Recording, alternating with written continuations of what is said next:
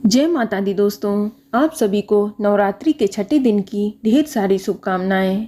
दोस्तों, आज हम इस वीडियो में बात करेंगे नवरात्रि के छठे दिन की जाने वाली पूजा विधि के बारे में। आपको बता दें कि नवरात्रि के छठे दिन माँ कात्यायनी की पूजा अर्चना की जाती है। तो आज हम आपको इस वीडियो में माँ कात्यायनी की संपूर्ण पूजा विधि बताएंगे।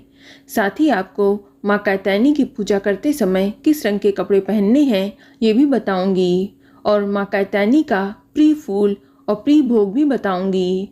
साथ ही माँ कात्यायनी की कथा भी सुनाऊंगी। इसके अलावा माँ कात्यायनी को प्रसन्न करने के लिए आपको किस मंत्र का जाप करना है ये भी बताऊंगी, और नवरात्रि के छठे दिन किए जाने वाला एक इच्छा पूर्ति उपाय बताऊंगी, जिसे करके आप अपनी मनोकामना को पूरा कर सकते हैं। लेकिन वीडियो शुरू करने से पहले आपसे रिक्वेस्ट है कि अगर अभी तक आपने हमारे YouTube channel world best magic को सब्सक्राइब नहीं किया है तो जल्दी से सब्सक्राइब करके बेल आइकन दबा दें। साथ ही इस वीडियो को लाइक करें और ज़्यादा से ज़्यादा शेयर करें। तो आइए शुरू करते हैं। दोस्तों, नवरात्रि के छठे दिन माँ कात्यायनी की पूजा की जाती है। माँ कात्यायनी दुर्गा का छठा स्वरूप है। देवी कात्यायनी की 4 भुजाएं हैं और इनकी सवारी भी सिंह है। इनका रूप अत्यंत ही दिव्य है और चेहरा स्वर्ण के समान चमकीला है। माँ कात्यायनी के दाएं तरफ के ऊपर वाला हाथ अभय मुद्रा में होता है और नीचे वाला हाथ वर मुद्रा में। माता के बाईं तरफ के ऊपर वाले हाथ में तलवार होती है और नीचे वाले हाथ में कमल का पुष्प होता है। ऐसा कहा जाता है कि ब्रज की गोपियों ने भी माँ कात्यायनी की पूजा की थी, क्योंकि वे भगवान कृष्ण को अपने पति के रूप में पाना चाहती थीं। ये पूजा कालिंदी यमुना के तट पर ब्रज की गोपियों द्वारा की गई थी। आपको बता दें कि जिन लोगों के विवाह में विलंब हो रहा है उनको माँ कात्यायनी की पूजा अर्चना करनी चाहिए। माँ कात्यायनी की पूजा करने से शीघ्र विवाह होने का आशीर्वाद मिलता है। इसके अलावा शिक्षा के क्षेत्र वाले लोगों को भी कात्यायनी की पूजा निश्चित रूप से करनी चाहिए। इसके अतिरिक्त वे सभी भक्त जो देवी कात्यायनी से अपनी मनोकामना पूर्ण कराना चाहते हैं उनके लिए भी माँ कात्यायनी की पूजा बहुत ही जरूरी है। दोस्तों, माँ कात्यायनी की पूजा करते समय आपको लाल रंग के कपड़े पहनने चाहिए और नवरात्र के छठे दिन आपको सूर्योदय से पहले उठकर स्नान आदि करके स्वच्छ वस्त्र धारण करने हैं। फिर अपनी रोज वाली पूजा करके कलश की पूजा भी करनी है। अब आप माँ कात्यायनी का ध्यान करते हुए व्रत का संकल्प करें। आप सर्वप्रथम लकड़ी की चौकी पर लाल रंग का वस्त्र बिछा लें और उसके ऊपर माँ कात्यायनी की मूर्ति या फोटो स्थापित कर दें। ध्यान रहे कि अगर आपके पास अलग से माँ कात्यायनी की मूर्ति नहीं है तो आप माँ दुर्गा की मूर्ति की पूजा करके माँ कात्यायनी का ध्यान करते हुए विधिवत पूजा कर सकते हैं। अब आप गंगा जल से माता को स्नान कराएं। इसके बाद रोली, सिंदूर, अक्षत आदि अर्पित करें और माँ को सुहाग की सामग्री भेंट करें। आप माता को गेंदे का फूल अर्पित करें।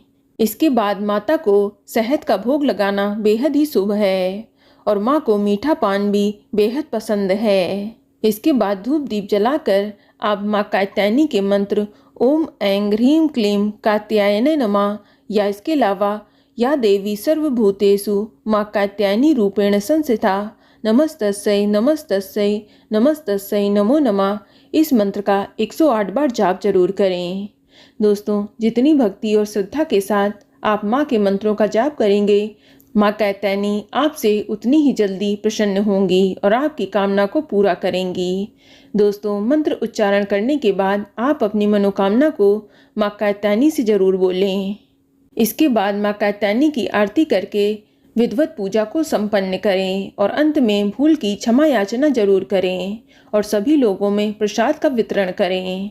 दोस्तों, माता कात्यायनी की पूजा करने से गृहस्थ लोगों के जीवन में खुशहाली आती है और जिन कन्याओं का विवाह नहीं हो पा रहा है उन्हें भी शीघ्र विवाह के लिए माँ कात्यायनी की पूजा अर्चना करनी चाहिए, या जो लोग प्रेम विवाह की इच्छा रखते हैं उन्हें भी माँ कात्यायनी की पूजा अर्चना करनी चाहिए।